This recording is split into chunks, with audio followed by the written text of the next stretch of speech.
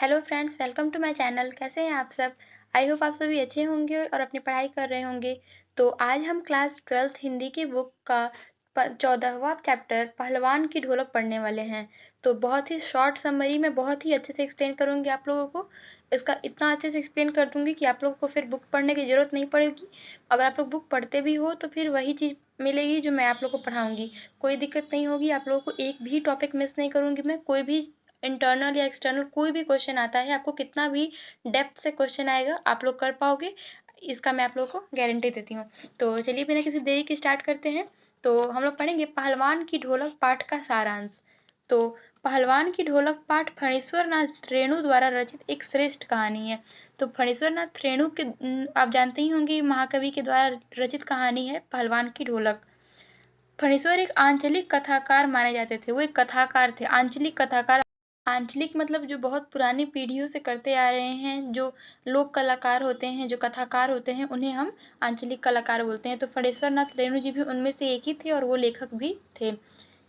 प्रस्तुत कहानी उनकी एक आंचलिक कहानी है जिसमें उन्होंने भारत पर इंडिया के छा जाने की समस्या को प्रतीकात्मक रूप से अभिव्यक्त किया है। तो ये जो कहानी है पहलवान की ढोलक, ये एक आंचलिक कहानी है जो फणीश्वर नाथ रेणु जी द्वारा लिखी गई है। इसमें उन्होंने एक बहुत ही गंभीर समस्या का वर्णन किया है। गंभीर समस्या क्या है कि पहले हमारा देश भारत हुआ करता था, लेकिन जिस तरह वो भारत पे इंडिया छा जाता है, जैसे पहले हमारे देश में सब कुछ देसी हुआ करता था, हम बिल्कुल सारी अपनी चीज़ें यूज़ करते थे। लेकिन भारत धीरे-धीरे इंडिया में परिवर्तित होने लगा। किस तरह अंग्रेज़, किस तरह विदेशी लोग आके हमारे ऊपर शासन करने लगे, किस तरह हमारा देश का सोच बदलने लगा, किस तरह हमें अपनी चीज़ें बुरी और दूसरों की चीज़ें अच्छी लगने लगी, उस यहाँ पे उस बड़ी समस्या का वर्णन किया गया है। तो इसलिए यहाँ पे कहा गया है भारत के इंडिया पर छा जाने की समस्या को प्रतीकात्मक किया गया है, यहाँ पे व्यक्त किया गया है कि किस तरह भारत पे इंडिया छा जा रहा है। यह व्यवस्था बदलने के साथ लोक कला और इसके कलाकार के प्रासंगिक हो जाने की कहानी है। तो जैसे-जैसे ये व्यवस्था बदलती जाती है, तो लोक कला और लोक कलाकार जो होते हैं, वो अप्रासंगिक यानी कि जो कलाकार होते हैं, जैसे कथाकार या फिर कहानीकार या फिर जो लड़ाई करते हैं अखाड़ों में, वो सब लोक कलाकार जो होते हैं, उन सब किस तरह लुप्त होते जा रहे हैं, किस तरह गायब होते जा रहे हैं। विदेशी शासन चलने लग रहा है, विदेशी सोच यहाँ पे घर कर रही है। यहाँ की जो सोच थी, यहाँ के जो परंपरा रीति-रिवाज थे, ये सब धीरे-धीरे गायब होते चले जा रहे हैं। श्यामनगर के समीप एक गाँव में सर्दी में मलेरिया और हैजे से ग्रस्त था। तो आप लोगों ने सुना होगा कि पहले जब मलेरिया या हैजा हुआ करता था, आप लोगों ने अपने घर में किसी से बोलते, किसी को पापा-मम्मी को बोलते हुए ज़रूर सुना होगा कि जब हैजा और मलेरिया पहले हुआ करता था, तो गाँव का गाँव एकदम साफ़ हो जाया करता था। इतना ज़्यादा फैलता था कि यहाँ पे रोग मतलब समझो रोज़ ही 10-12 लाशें गिर जाती थी। तो इस तरह की खतरनाक बीमारी हुई करती थी पहले ये। तो श्यामनगर नाम का एक गाँव नगर था, उसके समीप में एक गाँव था। सर्दियों का मौसम चल रहा था और वहाँ पे लोग मलेरिया और हैजा जैसी बीमारी से ग्रस्त थे। चारों ओर सन्नाटा, बाँस की झोपड़ियाँ खड़ी थी। वहाँ पे चारों ओर बाँस की झोपड़ियाँ, बाँस-फूस की झोपड़ियाँ खड़ी थी। बिल्कुल चारों तरफ सन्नाटा था, चहल-पहल लग ही नहीं रहा था कि वो गाँव है। रात्रि में घना अंधेरा छाया हुआ था तथा चारों ओर करुण सिसकियों की आवाज़ें गूंज रही थीं।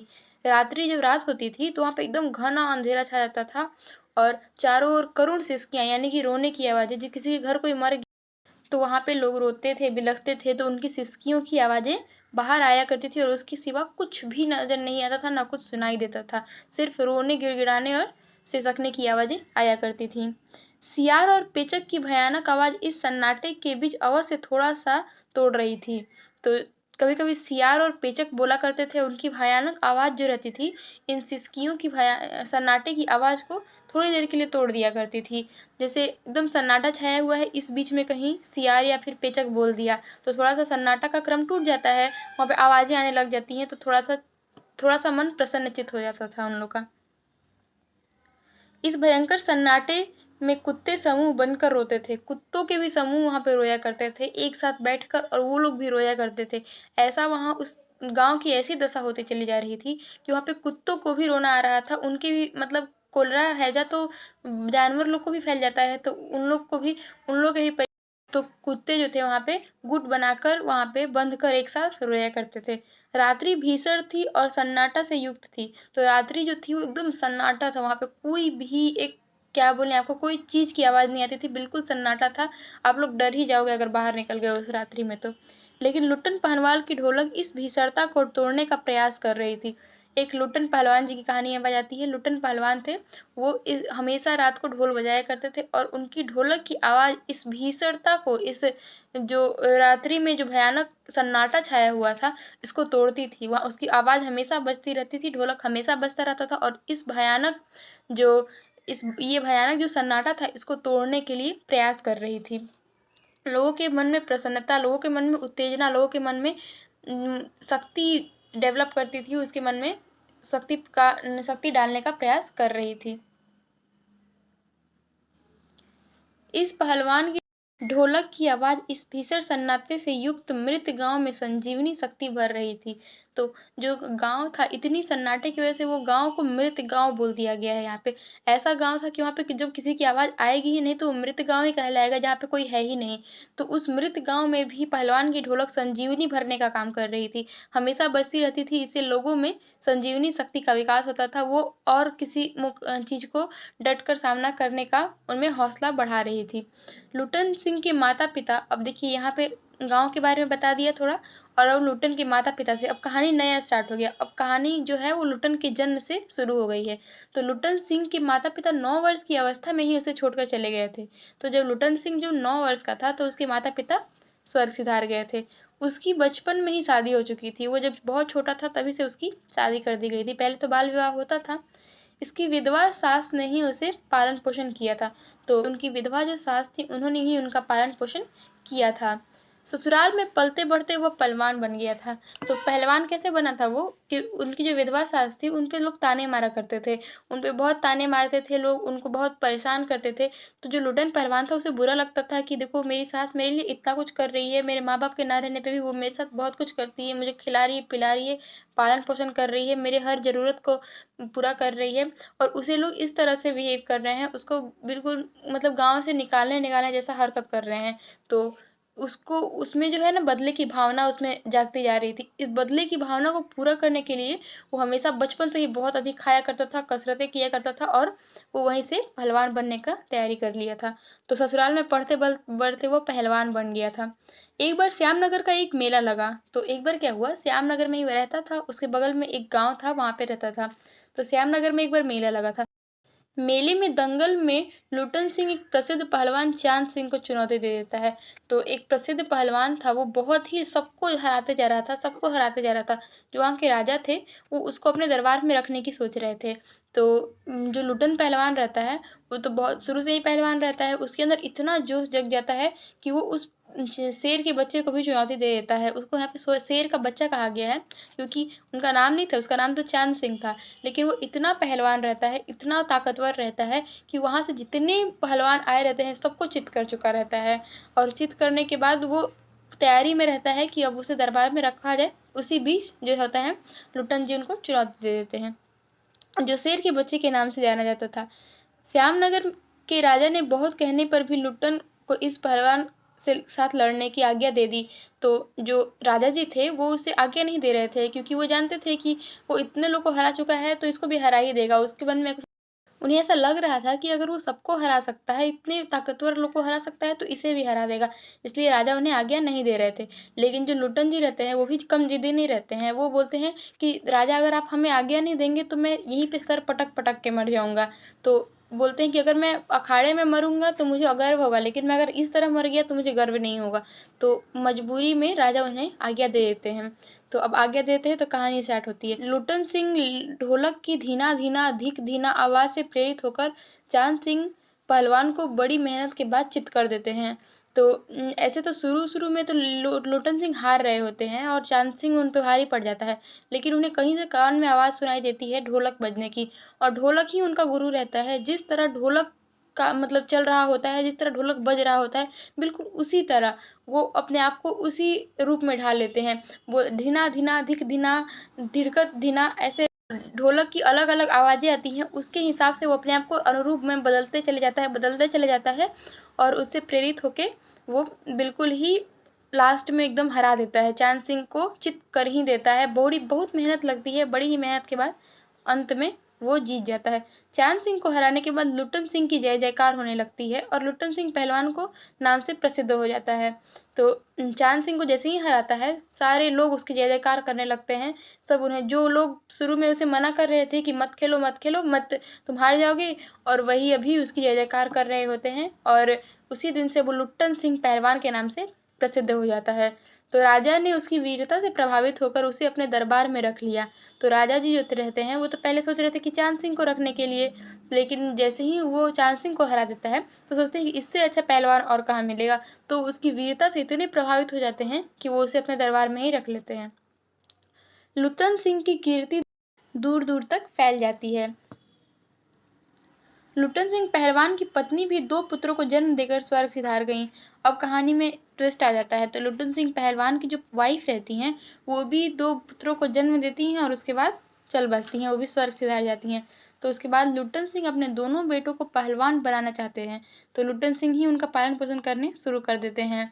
तो वो लोग तो महल में रहते थे, तो वहाँ का सारा उनका खर्चा, उनकी सारी ज़रूरतें वहाँ से ही दरबार से ही पूरी की जाती थी। तो लुट्टन सिंह भी अखाड़े में अपने बच्चों को पहलवान बनाने के लिए उन्हें उस तरह की शिक्षा दिया करते थे।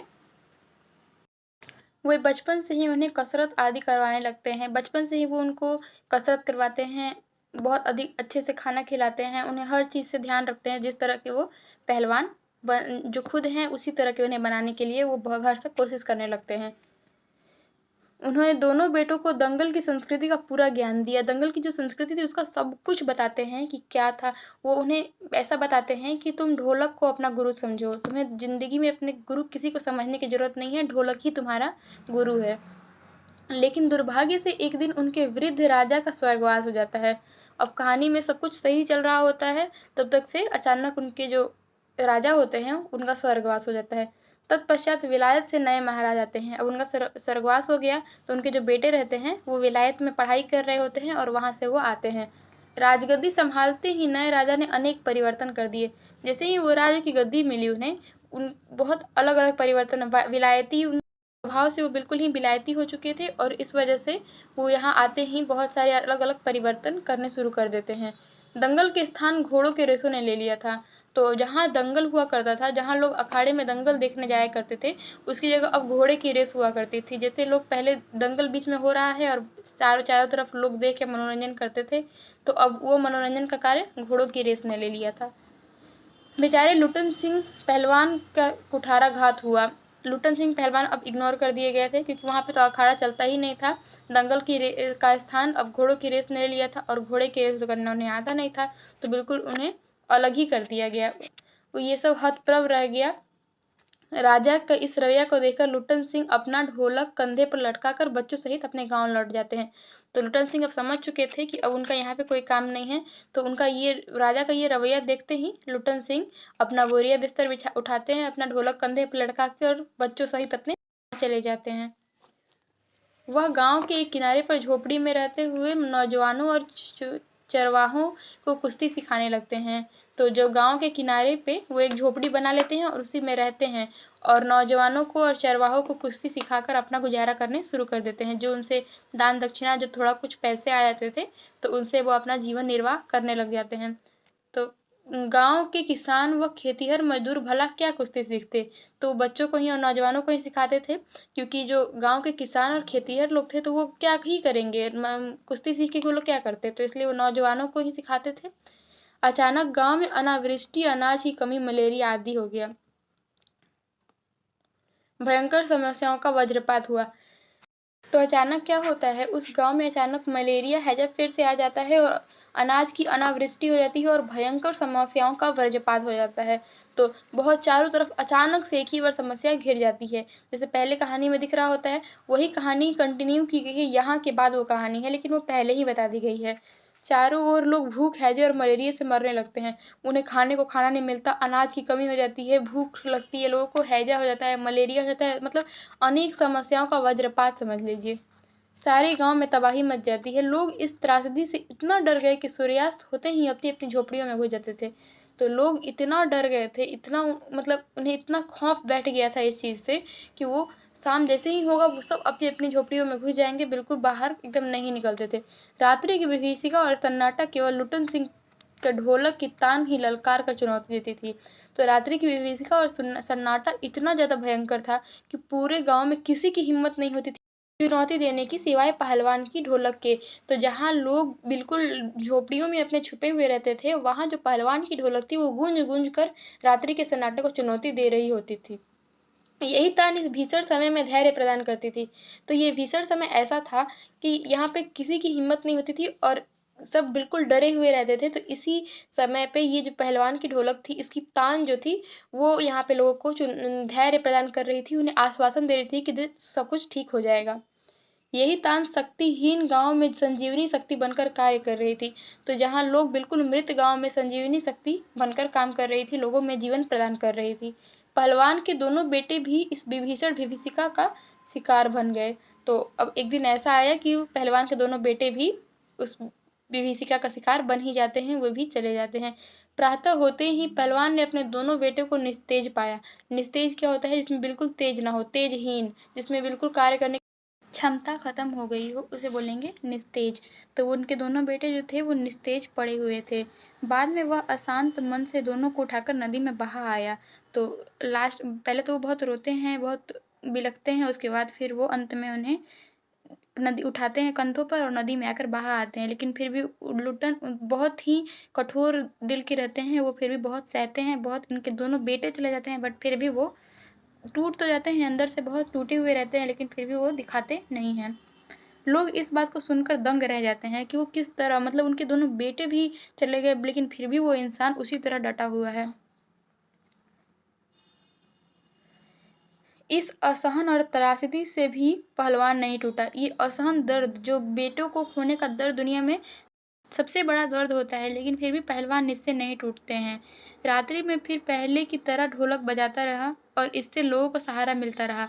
तो अपने बेटों को खो देने के बाद भी, इतना असहन दर्द सहने के बाद भी वो पहलवान रात्रि में फिर से ढोलक बजाते हैं और लोगों को उनसे सहारा मिलता है।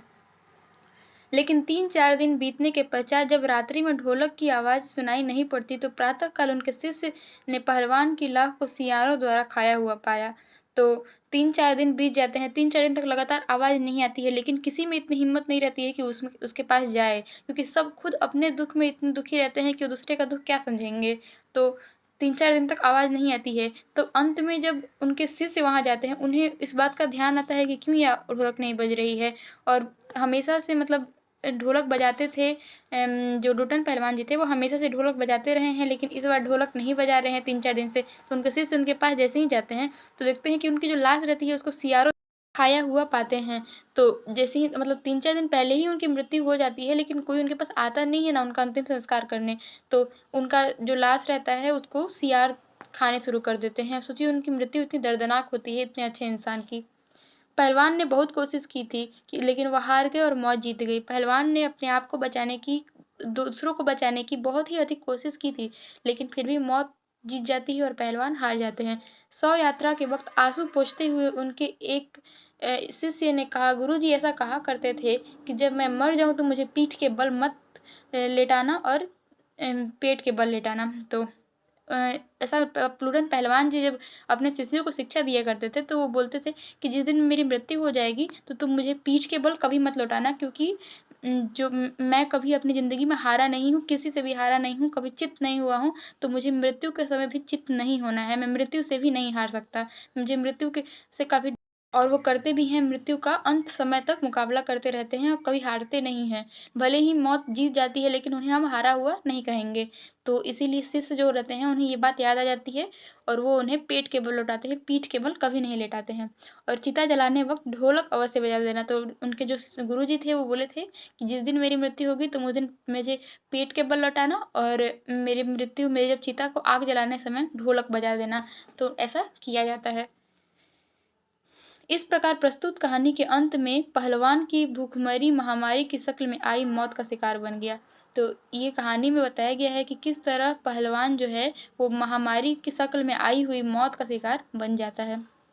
और यह कहानी हमारे समक्ष व्यवस्था की पोल खोलती है, बताती है कि ये कैसी व्यवस्था है जो यहाँ पे गरीबों को बिल्कुल मरने के लिए छोड़ दिया जाता है और अमीरों के साथ बहुत सब कुछ उनको मिल रहा है, लग्ज़रियस लाइफ़ मिल रही है और गरीबों के साथ कोई नहीं है, कोई ध्यान कोई नहीं रख रहा है, ना कोई उनके बारे में सोच रहा है। तो ये कैसी व्यवस्था है? ऐसी व्यवस्था से तो कोई ना रहे तभी अच्छा है। साथ ही व्यवस्था के कारण लोक कलाओं को लुप्त होने की ओर संकेत भी करती है।